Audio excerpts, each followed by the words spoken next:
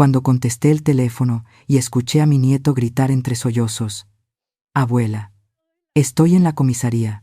Mi madrastra me golpeó. Pero dice que yo la ataqué y mi papá no me cree». Sentí que la sangre se me helaba y luego me hervía de pura muina. La cuchara se me resbaló de la mano y el mundo se detuvo. Agarré mi bolsa sabiendo que esa noche, para salvar a mi niño, tendría que destruir para siempre la relación con mi propio hijo. Suscríbete al canal y activa la campana para descubrir cómo terminó esta pesadilla. Esta es una historia real que toda abuela debe escuchar para aprender a defender a los suyos. Así que quédate hasta el final para ver el desenlace. Soy Doña Lucha. Tengo 66 años y vivo en el puerto de Veracruz. Fui jefa de enfermeras por 30 años y esta es la historia de cómo usé mi experiencia para rescatar a mi nieto de la traición de su padre. Aquí en el puerto el calor es como un pariente encimoso que te abraza y no te suelta, ni siquiera cuando ya cayó la tarde. Estoy sentada en mi patio, ese que tengo atiborrado de helechos y teléfonos que cuelgan del techo, dándole duro a la piedra del molcajete. El sonido de los chiles secos tronando contra la piedra volcánica es mi música de fondo, mezclada con el zumbido cansado del ventilador de techo que apenas si remueve el aire húmedo y salado que entra del mar. Estoy preparando salsa macha, esa bien picosa con cacahuate y ajo, porque hoy es día de visita.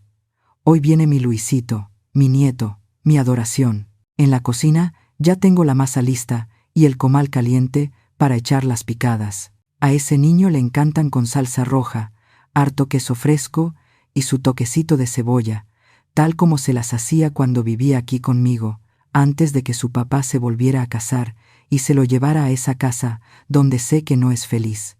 El olor a manteca y masa frita inunda la casa, un olor que normalmente me alegra el corazón porque significa familia. Pero hoy, no sé por qué, se me hace un nudo en la garganta. A lo lejos se escucha el eco de una marimba, seguramente de algún vecino que ya empezó la fiesta o de los músicos que rondan el malecón, pero yo no tengo ganas de fiesta. Las horas pasan y la silla de mimbre donde siempre se sienta Luisito sigue vacía. Ya dieron las 8, luego las 9. Las picadas se están enfriando y el queso empieza a sudar por el calor. Agarré el celular y le marqué a mi hijo Roberto. 1, 2, 3 veces. Nada. Directo a buzón. Esa voz grabada de la operadora me puso los nervios de punta. Roberto nunca apaga el teléfono, menos cuando sabe que el niño tiene que venir a verme. Dejé el molcajete a un lado y me senté en la mecedora, abanicándome con la mano, pero el aire me faltaba. Sentí esa punzada en el pecho, ese dolorcito agudo y frío que nos da a las madres y a las enfermeras viejas cuando la sangre avisa que hay peligro. Es un presentimiento que nunca falla, y maldita sea la hora en que lo sentí. La noche cayó pesada sobre Veracruz, callando un poco el bullicio de la calle, pero aumentando el ruido en mi cabeza. Estaba recogiendo los trastes, con una tristeza que me pesaba en los hombros, cuando el silencio de la casa se rompió de golpe. No fue el celular, fue el teléfono fijo, ese que ya casi nadie usa y que a las 11 de la noche nunca trae buenas noticias. El timbre sonó estridente, como un grito en medio de la oscuridad. Me quedé paralizada un segundo, con el trapo en la mano, sintiendo cómo el calor húmedo del puerto se convertía en un frío de muerte que me recorrió la espalda. Sabía, antes de contestar, que mi vida estaba a punto de cambiar. Mientras camino hacia el teléfono que no deja de sonar, siento cada paso resonar en mis piernas cansadas, esas mismas piernas que recorrieron los pasillos de urgencias del IMSS durante 30 años sin descanso. La gente ve a Doña Lucha, la señora de las picadas, pero se les olvida que fui jefa de enfermeras, que me tocó doblar turnos noche tras noche, cuando enviudé, tragándome el sueño y el dolor de espalda, para que a Roberto no le faltara nada. Cada una de las varices que me marcan la piel, como un mapa de carreteras, es el precio que pagué por su título de ingeniero civil. No me arrepiento, porque lo hice por amor, pero duele pensar que todo ese sacrificio fue para criar a un hombre que ahora parece haber perdido la vista y el juicio. Antes de que esa mujer apareciera en nuestras vidas, las cosas eran muy distintas. Roberto, mi nieto Luisito y yo éramos un equipo invencible. Vivían aquí conmigo y la casa siempre estaba llena de ruido del bueno, de ese que da vida. Roberto era un padre devoto, de los que se tiraban al suelo a jugar carritos y no le importaba llegar cansado del trabajo para revisar tareas. Pero desde que Carla se le metió por los ojos, mi hijo cambió. Ella llegó despacio, como la humedad del puerto que se mete en los huesos sin que te des cuenta hasta que ya te pudrió por dentro. Empezó a susurrarle al oído, a alejarlo, a meter cizaña entre nosotros. Y poco a poco, Roberto dejó de ser el padre amoroso para convertirse en un títere que solo asiente a lo que ella dice. La primera señal clara de que algo andaba muy mal la vi hace apenas un mes, y todavía me da coraje no haber armado un escándalo en ese momento. Luisito vino a verme, y al servirle un vaso de agua de horchata, se le subió la manga de la camiseta. Ahí estaba, un moretón feo, verdoso y morado, en la parte interna del brazo. Yo he curado suficientes heridos en mi vida para saber distinguir entre un raspón de juego y un agarrones de fuerza. Cuando le pregunté qué le había pasado, el niño bajó la mirada, temblando. Carla se apresuró a decir, con esa sonrisa falsa que se carga, que se había caído jugando fútbol en la escuela. Lo dijo tan rápido, que se notaba el ensayo. Miré a Roberto esperando que reaccionara, que revisara a su hijo, que hiciera preguntas de padre, pero no hizo nada. Ni siquiera volteó a ver el brazo del niño. Solo asintió mecánicamente, dándole la razón a su mujer. Y cuando intenté insistir, cuando le dije que eso no parecía una caída, Roberto me cortó con una frase que todavía me retumba en la cabeza. Me dijo que ya dejara el drama, que yo malcriaba demasiado a Luisito y que por eso el niño era tan sensible. Me dijo que Carla solo trataba de disciplinarlo, que ella sabía lo que hacía y que yo mejor no me metiera en su crianza. Disciplina, le llamó. ¿Desde cuándo dejar marcas en la piel de un niño es disciplina? En ese momento supe que mi hijo estaba ciego, embrujado por esa mujer, y que mi nieto estaba en peligro en su propia casa. Ahora, mientras levanto la bocina del teléfono a estas horas de la noche, le ruego a la Virgen del Carmen que no sea demasiado tarde para salvarlo. Contesté el teléfono con la mano temblorosa, esperando lo peor, pero nada me preparó para escuchar la voz de mi Luisito del otro lado. No sonaba como el niño alegre que esperaba para comer picadas. Sonaba como un animalito acorralado, ahogándose en su propio llanto. Entre hipidos, me dijo que estaba en la delegación, que tenía miedo. Me juraba una y otra vez que él no había hecho nada, que ella le había pegado primero, pero que ahora estaba diciendo que fue él quien la atacó. Esas palabras se me clavaron en el pecho como cuchillos. No perdí ni un segundo. Agarré mi bolsa y salí a la calle sin importarme la hora ni el peligro, parando un taxi a mitad de la avenida y exigiéndole al chofer que volara al Ministerio Público. Cuando entré a ese lugar frío y maloliente, la escena que vi me hirvió la sangre de una manera que no había sentido en años. Ahí, en una silla de metal despintada, estaba mi nieto. Mi niño de 14 años estaba esposado como si fuera un criminal peligroso, con la carita hinchada y un labio partido que sangraba. Verlo así, tan pequeño y vulnerable en medio de tanta suciedad, hizo que se me olvidara el dolor de las piernas y el cansancio. Pero lo que terminó de encender la muina que me quemaba las entrañas fue ver a los otros dos. Carla estaba ahí parada, fingiendo un ataque de histeria digno de telenovela, gritando que temía por su vida, que ese delincuente la había querido golpear. Y Roberto, mi hijo Roberto, estaba a su lado, consolándola, mirando a su propio hijo con una decepción que me dio asco. No lo miraba con preocupación, lo miraba como si fuera un error. Entré a esa oficina como entra un norte en el puerto, tumbando puertas.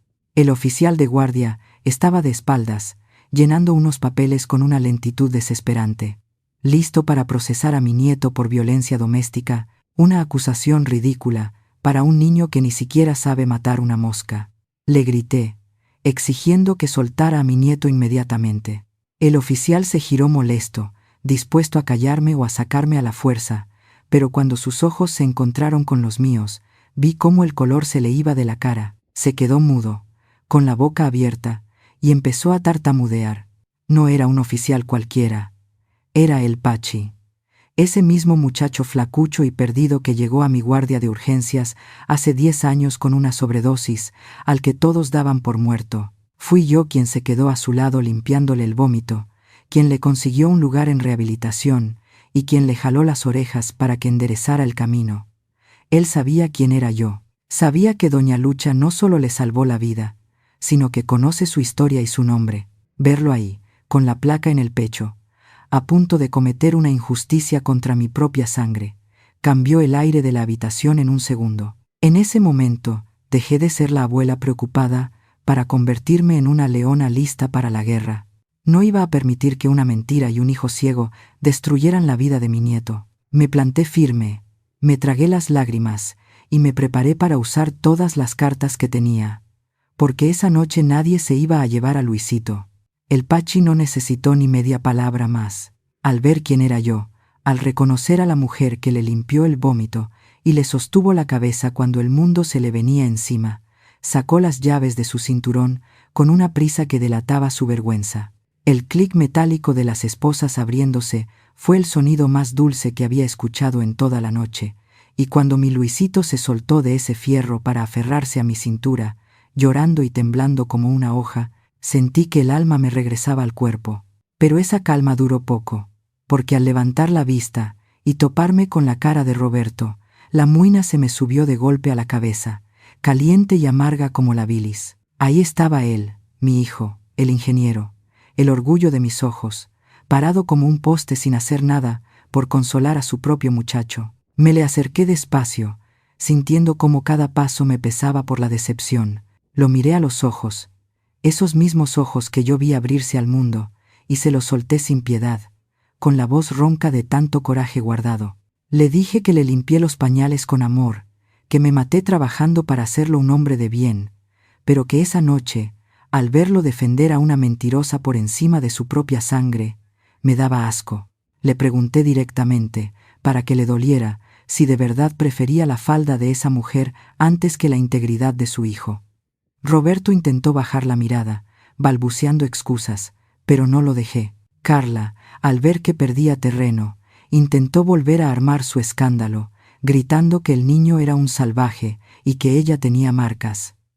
Pero ahí fue donde cometió su error. El Pachi, ya recuperado de la sorpresa y con el respeto que me tiene, mandó llamar al médico legista de inmediato y pidió silencio en la sala. Yo no me esperé al doctor. Con mis 30 años de experiencia como jefa de enfermeras en urgencias, he visto más golpes, cortadas y moretones de los que quisiera recordar. Sé leer la violencia en la piel mejor que cualquier libro. Señalé el brazo de Carla frente a todos y le expliqué a mi hijo, con la frialdad clínica que usaba en el hospital, lo que mis ojos expertos veían. Le dije que mirara bien los rasguños en los antebrazos de su mujer. Eran marcas largas, superficiales, hacia afuera. Esas son marcas defensivas, Roberto, le dije. Son las marcas de alguien que intenta quitarse unas manos de encima. Luego, tomé la carita hinchada de Luisito y se la mostré. El golpe en su pómulo era seco, cerrado, morado oscuro. Eso es un golpe ofensivo, un impacto directo con objeto contundente, o un puño cerrado. Los golpes no mienten, mijo. La piel no sabe inventar historias. Pero tú sí te estás creyendo una novela barata. Cuando llegó el médico legista y revisó a los dos, no hizo más que confirmar lo que yo ya sabía. Dictaminó que las lesiones de la mujer eran compatibles con un forcejeo defensivo por parte del menor, mientras que el niño presentaba contusiones que indicaban agresión directa y repetida. El silencio que se hizo en esa oficina fue sepulcral. Carla se puso pálida, dejando caer su actuación de víctima al verse descubierta por la ciencia y por la ley. Roberto se quedó mudo, mirando a su esposa como si fuera una desconocida, como si por fin se le hubiera caído la venda de los ojos, pero para mí ya era tarde para su arrepentimiento. No le di tiempo de procesarlo. Me planté frente a él y al Pachi, y puse mis condiciones sobre la mesa con la fuerza de un decreto. Exigí llevarme a mi nieto en ese mismo instante.